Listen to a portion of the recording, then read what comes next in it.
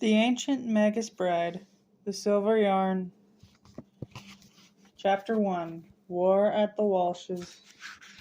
A home is a place to which people return, and a place they protect. As always, Elias was given the girl an impromptu lecture. That's true, Chise said, nodding. Home had meant a place where she could feel safe at one time, but she could no longer return to that place. That was a long time ago. Now she had a place where she belonged, a place to protect. People there waited for her return, people to whom she could say, "I'm home." Then again, while she knew she could return, she wasn't sure how much protection it could offer her. The line between home and the outside world is a type of barrier. Humans cannot live on their own, yet they desire a place where they could be alone. Isn't that right? Chise nodded. This made sense to her. Being alone all the time was quite lonely. Humans craved connections with others, but at the same time it was human nature to seek private spaces where they wouldn't need to interact with anyone. A room of your own, a place where you could be by yourself. So in a broad sense, the rules inside your home are different from the rules outside it.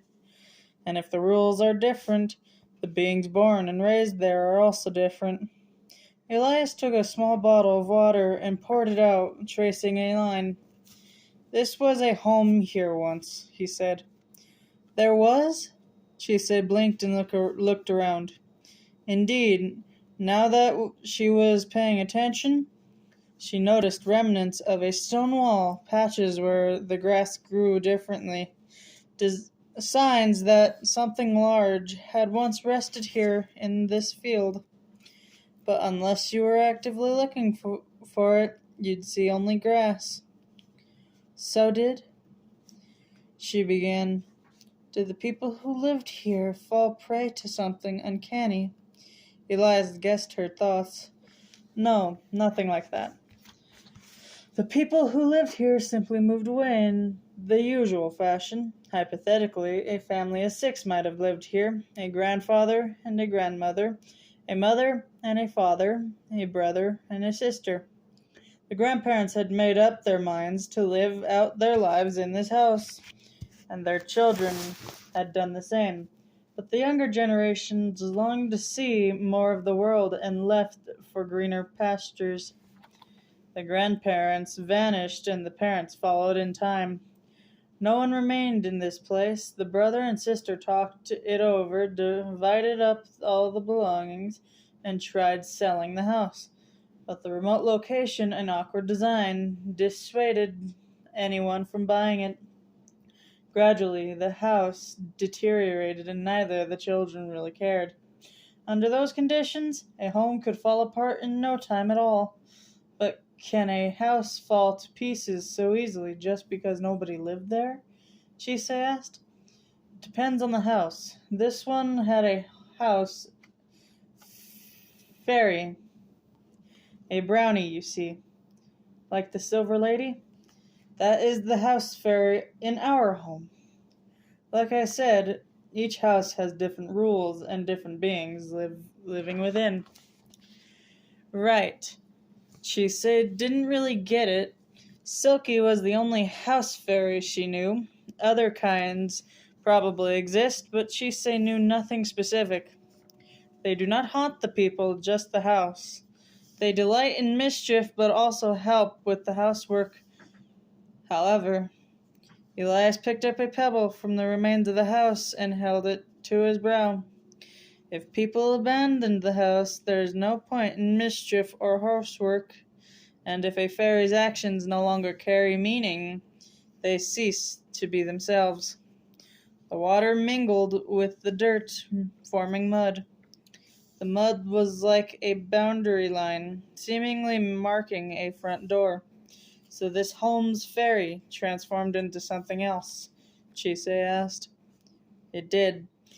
Elias stood, brushing the dirt off his clothes.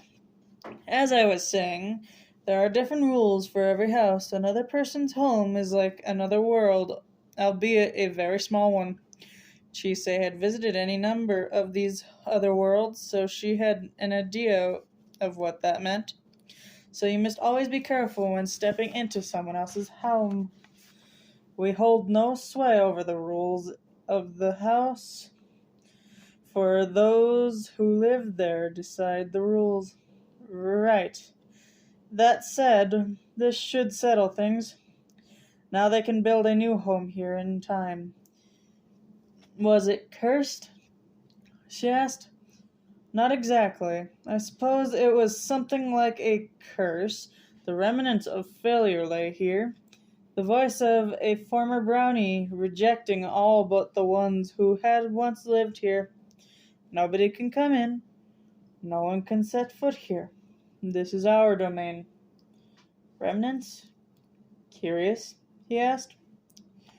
Elias's question caught her off guard. Maybe a little. There was a brownie living in Elias's home, one who waited patiently for their return. So what were house fairies in other homes like? What type of house fairy imprinted itself on the ground like a curse? Chise had to admit she was interested. Fair enough. Perhaps it would do you good to get a taste of how terrifying it can be to enter someone else's home. Elias placed his finger on Chise's forehead.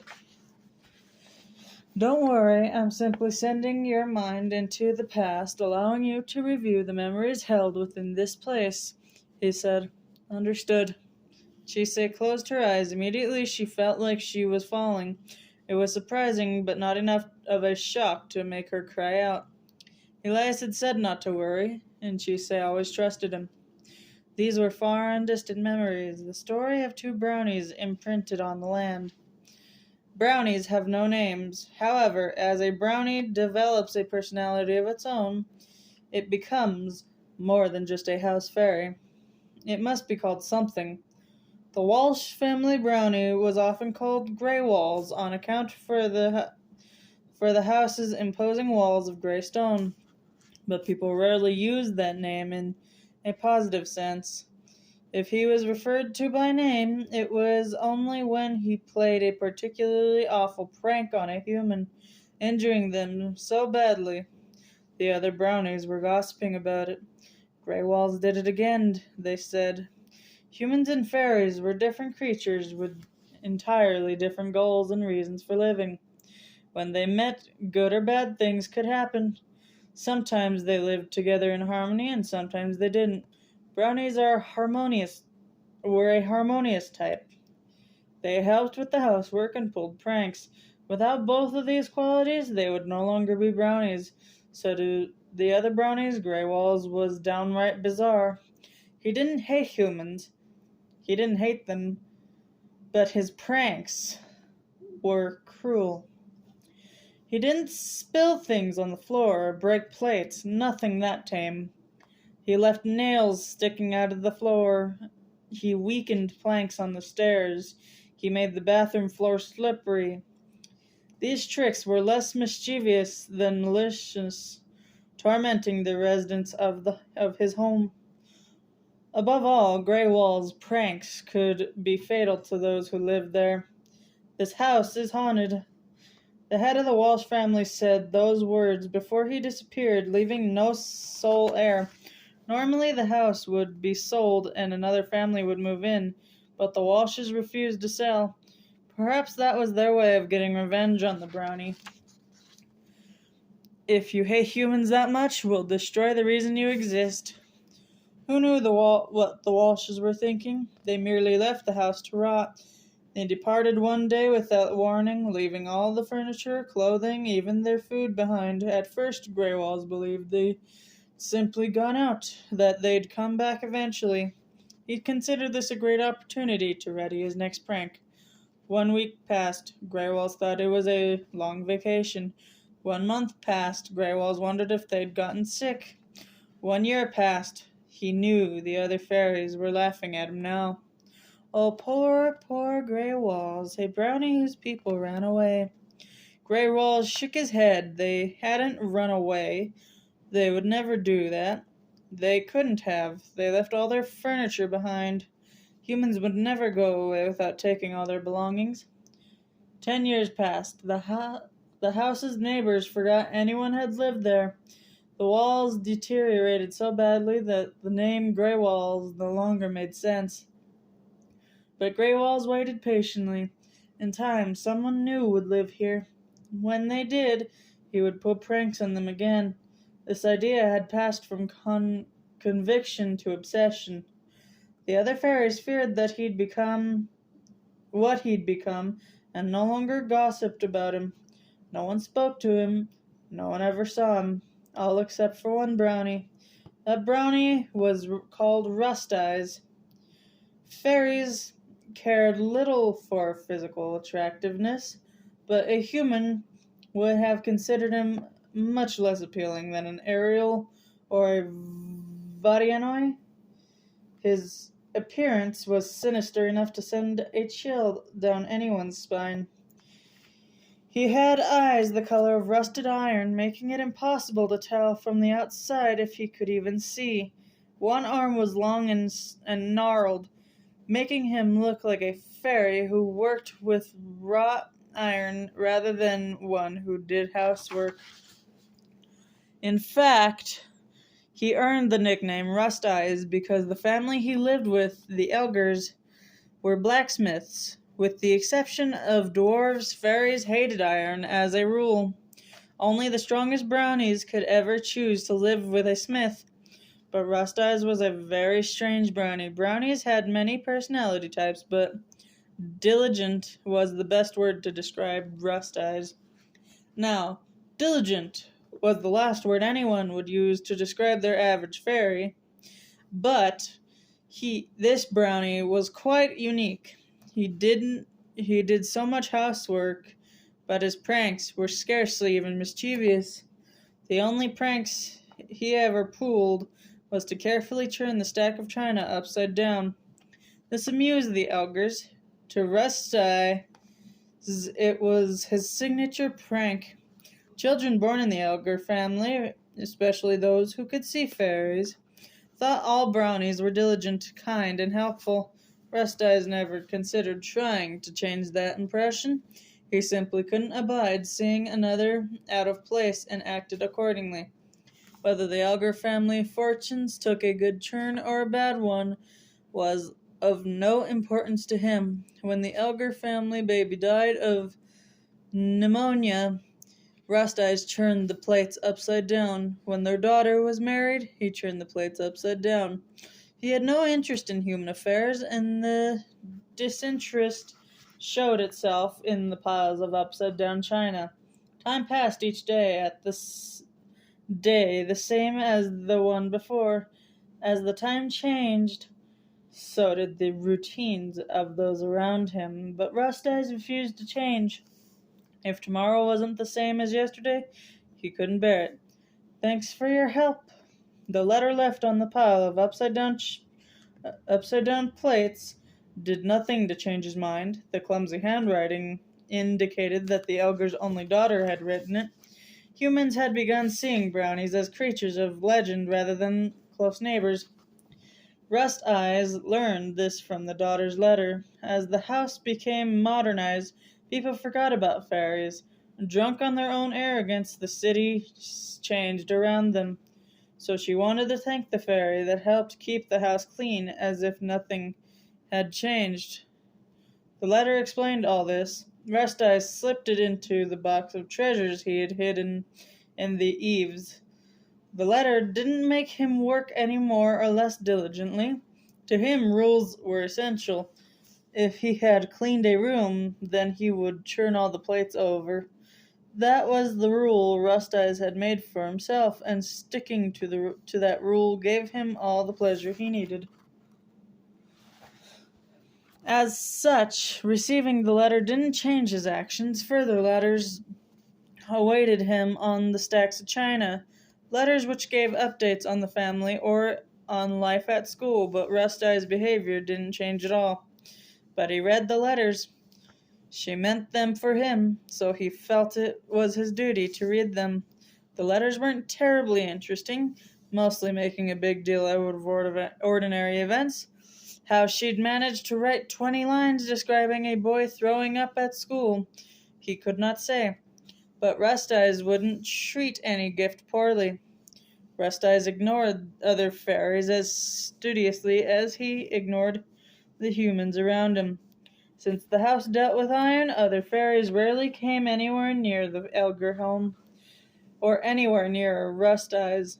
If they thought of him at all, they thought of him as that strange fairy who didn't hesitate to work with iron. Nothing more. So Rust-Eyes paid little attention to anything outside his territory, but he knew the brownie named Grey-Eyes lived next door in the house that the Walshes had left fallen to utter ruin. He knew that the brownie's extreme pranks had brought about tragedy and broken the heart of the home's owner. He knew the brownie was still waiting for the owner to return. This wasn't normal behavior. Rust-Eyes may have been a strange brownie, but he still dwelt within to the acceptable range of fairy behavior. But Greywall's obsession went beyond that. Just as there were limits on the pranks a brownie could pull, there were limits to how long a brownie could wait. No contract bound the brownie. He hadn't been summoned or shackled. Greywalls was just waiting for his masters to return. Despite all the awful pranks he'd pulled, he was certain of their homecoming. It felt almost sinister. Rust-Eyes caught a glimpse of him 2 or 3 times a year. He wanted nothing to do with Greywalls, and Rust-Eyes assumed Greywalls was the same, so he ignored him. In hindsight, the very fact that he had ever caught a glimpse of him was odd. As Rust-Eyes went through his daily routine, something unexpected happened. Petra, the Elgar girl who had sent him all those letters, went missing. Petra Elgar's mother had told her there was a brownie in their house when she was only 5 years old. It had been meant as a warning. Don't let the fairy surprise you. Don't try to talk to it. It might be dangerous, and so on. He lived in the same world as them, but followed different rules. She had to think of dwelling with fairies like staying over at a stranger's home. Petra wouldn't want anyone jumping on her bed covered in mud, would she? Well, that was her mother's explanation to how to deal with fairies. Outside the house, Petra did just as she was told. Even if she saw fairies, she ignored them, not even listening to their whispers. But no child could be satisfied with just that. Not when a real brownie lived in their own house. He, or perhaps she, didn't like showing himself to people, but he helped with the housework. Petra often found rooms clean when she knew for a fact nobody had cleaned them. Things she believed she'd lost would show up on her desk. Every time this happened, her mother would put some warm milk on the mantel. This is how you show gratitude. Make sure you don't drink it, okay? Her mother laughed happily. Once the milk had looked so good that Petra snuck a sip of it. The next day, someone had dumped all the garbage in the house out on her bed. After that, she never drank any of the brownie's milk again. Of course, even though it had been her punishment, the garbage was all dry dust and bits of paper. He hadn't dumped anything smelly there, so Petra was sure that this brownie was nice. When she first heard about the brownie next door, the house next door had been a ruin as long as she could remember. She'd somehow known something haunted it. Her grandmother, grandfather, father, and mother had all warned her never to go there over and over. At 10, Petra's mind balanced uneasily between discretion, curiosity, and common sense. Discretion, don't go into someone else's house without permission. Curiosity, something she had never seen before, lived in the ruined house. Common sense. Fairies might not really exist. Petra's curiosity and common sense teamed up to defeat her discretion. If the house's gray walls had still existed, discretion would have won out. But the barrier was long since gone. 2/3 of the wall had collapsed, and Petra easily stepped over them onto the house's grounds. She was sure there was nothing there, but this would satisfy her curiosity.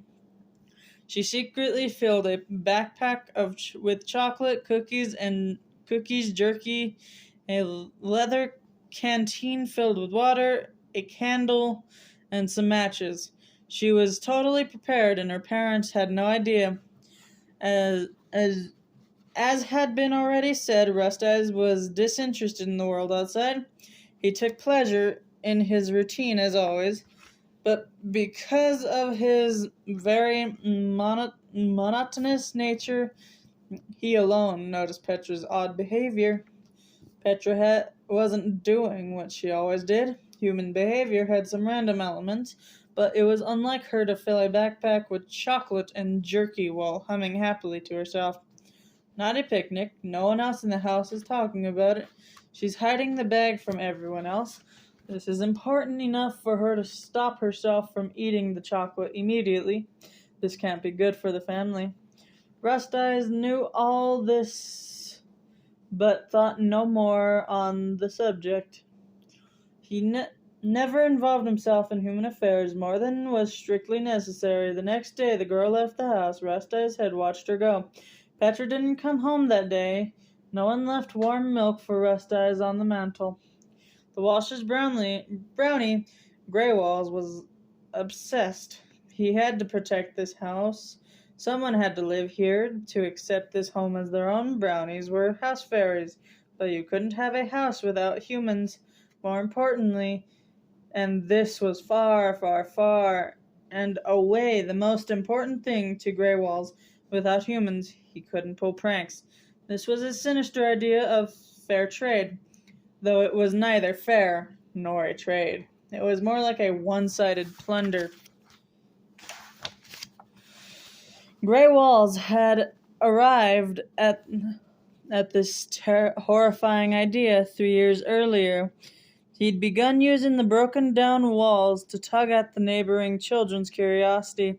There's got to be something in that ruined house, they'd say, and others would agree.